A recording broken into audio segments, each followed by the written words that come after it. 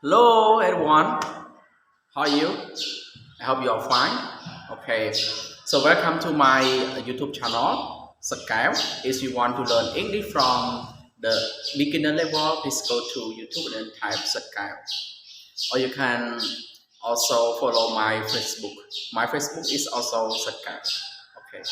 បាទជំរាបសួរពុកម៉ែបងប្អូនទាំងគ្នាបាទសុខសប្បាយបងប្អូនបាទនៅក៏ដូចជាសួស្តីដល់បងប្អូនសិស្សនិស្សិតដែលរៀននៅចាប់ពីបឋមរហូតដល់វិទ្យាល័យផងដែរបាទហ្នឹងហើយចឹងបើសិនបើបងប្អូនពិសេសបងប្អូននៅកម្រិតបឋមរហូតដល់វិទ្យាល័យចង់រៀនភាសាអង់គ្លេសចាប់ពីកម្រិតដំបូងសូម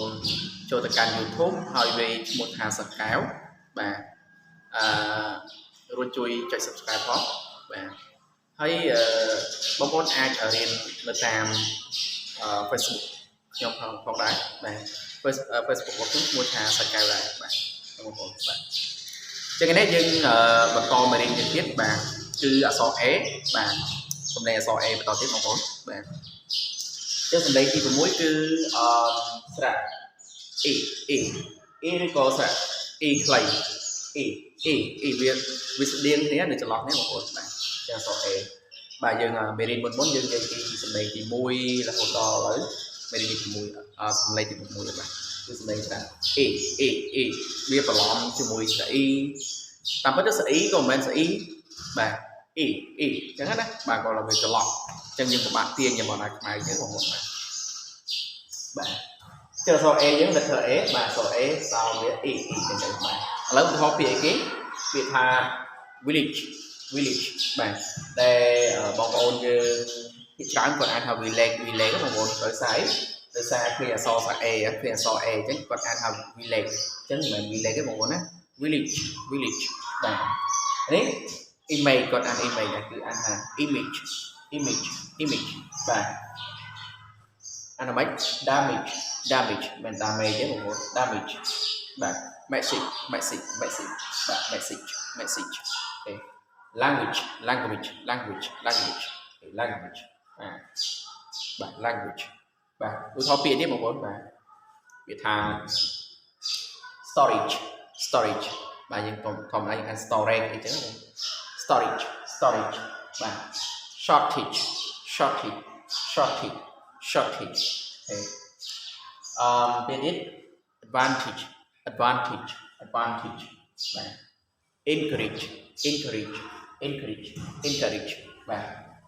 percentage បាទអញ្ចឹងការចំណាំរបស់យើងមិនដែរបងប្អូន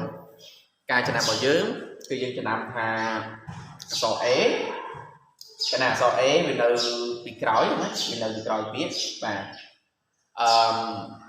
អក្សរ A វានៅជាមួយអក្សរ G ហើយនិង E GE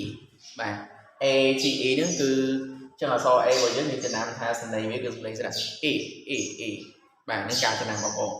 ការចំណាំរបស់យើងបងប្អូនបាទឧទាហរណ៍បាទជាពាក្យ village បាទ image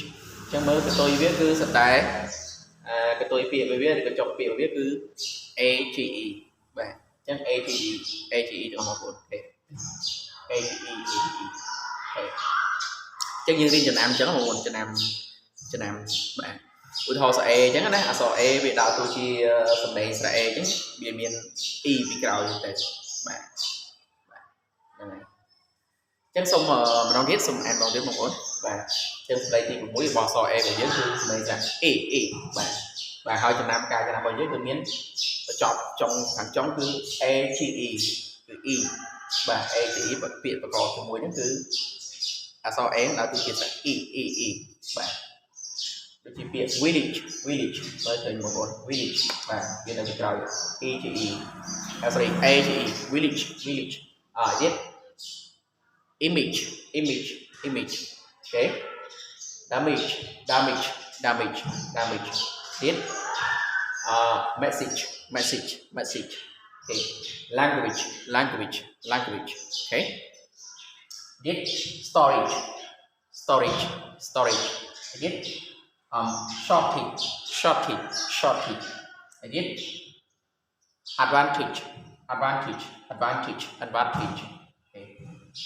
ទៀតឧទាហរណ៍ពាក្យ encourage ពាក្យទៀត percentage ចឹងវាមានពាក្យអីច្រើនជាងនេះទេបងប្អូនបាទខ្ញុំលើកឧទាហរណ៍យកមកពាក្យចំនួន10ហ្នឹងបាទចឹងបងប្អូនពីបឋមឬក៏បងប្អូនដែលអត់ចេះណាបាទ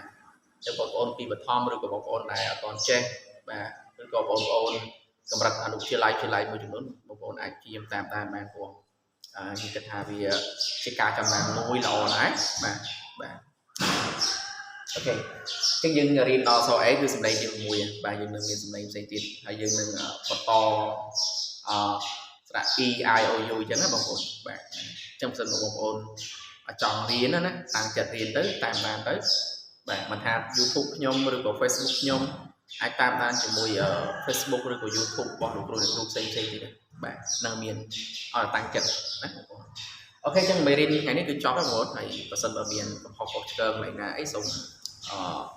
រៀបច្បងឬក៏អ្នកលោកគ្រូអ្នកសិក្សាភាសាអង់គ្លេសអាចជួយ comment ជាមតិបាទដើម្បីស្ថាបនាដើម្បីកែលម្អបងប្អូនបាទចឹងអរគុណសូមជម្រាបលាអូខេ goodbye